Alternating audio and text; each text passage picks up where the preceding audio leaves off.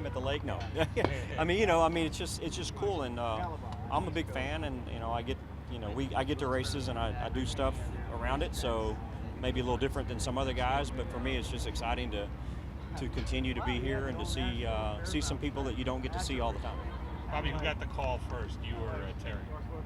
As far as getting having to be here? Yeah, getting the 75 greatest. Well, Terry was in the 50. Right. And so, he was so you able. You got to wait it out a little bit. Yeah, I did. So, and I was sweating it out a little bit because I was like, well, if I don't make this, I'm not sure you'll ever make it, but no, it was, it's cool. I mean, obviously, watching my brother grow up, and I think I came here in 1978 for my first race per se, as far as watching as a fan.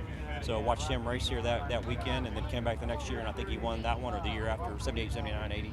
And so this is a special place. You both took to this place pretty well after you got to know it a little bit, didn't you? A little bit, obviously we, obviously a little bit. We, it's a challenging place. It's not easy, and fortunately I had a pretty good teacher, and that helped out. Bobby, when you think about preservation and places that have been, we're going back to Darlington, going back to North Wilkesboro next week. What is about that place that kind of comes to mind when you think about NASCAR's return to North Wilkesboro? Yeah, I mean, I just think that, and I've said this a couple times where it's like, how do you, some of these places that have been around a long time and they haven't done anything with them and they've been weeds of growing up in them, it's like they're not coming back, right?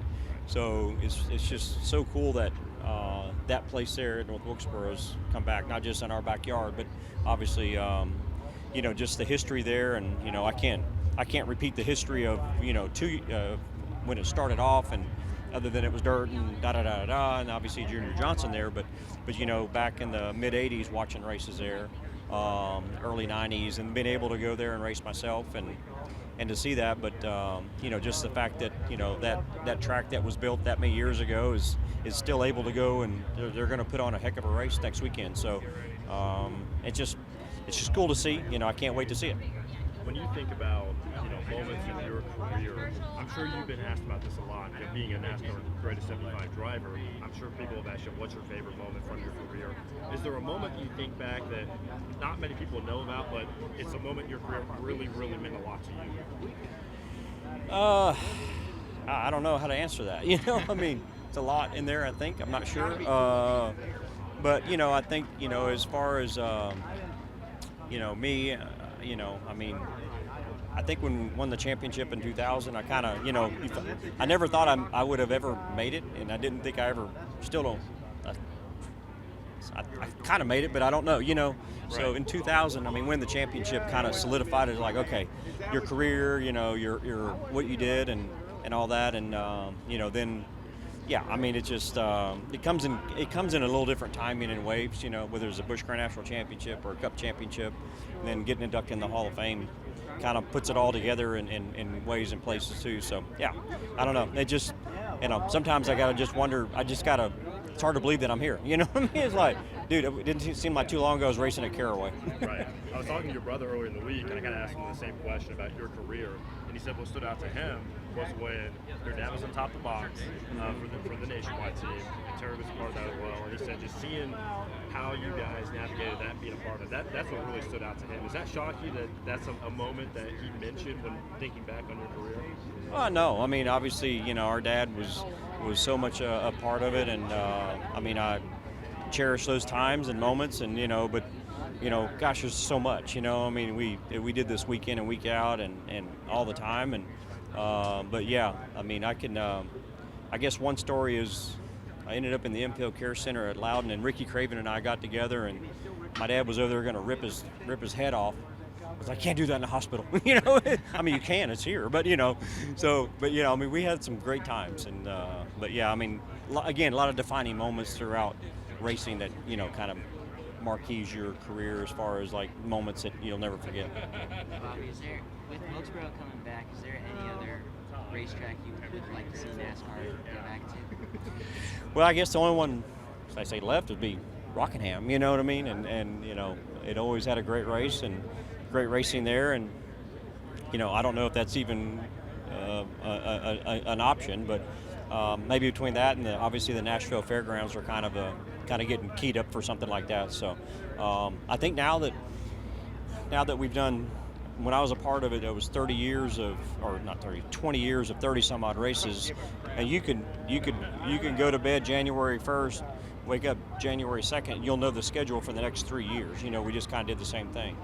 So when Wilkesboro's the opportunity to go to the All-Star race, I mean, I think that, to me, it's like, and through the COVID, I think that opened up a lot of stuff like, hey, maybe we can't do other things. So is it Rockingham? Is it Nashville? I mean, is it a dirt track other than Bristol? Is it a road course? I mean, obviously this and that. And so I think it's opened up the venue to go to different places, but either Rockingham or Nashville is probably the next on the list as far as, in my mind, it's like places I've been to that I've raced at or went to as a mechanic and saw that, that's a pretty fun place. Any memories from Rockingham? Winning, yeah. Yeah, I think beating Dale Earnhardt there when we started. I think we started at the back that day. I'm not sure if that was the race, and he was beating me up a little bit before the race started and told me some things that I don't think he meant to tell me that helped me throughout the race. And so he was always catch me in the long run and catch me in the long run and catch me in the long run. And finally, the last run, I took it easy and I didn't let him catch me. So he was kind of mad because I think he told me, he kind of gave me a clue what to do or what not to do. Yeah, that's funny. Yeah. What year was that? It had to be, I think it's probably 2000. When you take a big overview look at this NASCAR 75 greatest, and how NASCAR's put this all together with you guys, what does it mean for the sport to be able to put that together and get it out to the fans that may not know? Yeah, I think it's big. I mean, obviously, I think that, when you try to put it all together, as far as so many great drivers that are racing today that, weren't around 25 years ago, 20 years ago. I mean, they started watching it, but they weren't participating, but 5, 8, 10 years ago or 2 or 3 years ago, right? And they're going to be on a list like this at some point in time, when that comes around. So I think it kind of, I mean, for me, I guess it kind of, I'm putting it away in a different way, but it just kind of puts it all together as far as things that are, when you think about it, the history of it and what these guys can see today and hopefully help the fans kind of gather it all together as far as one and, put it together with the new guys and the guys that have been there before and made things happen then. And these guys are doing it today for those 20 years down the road.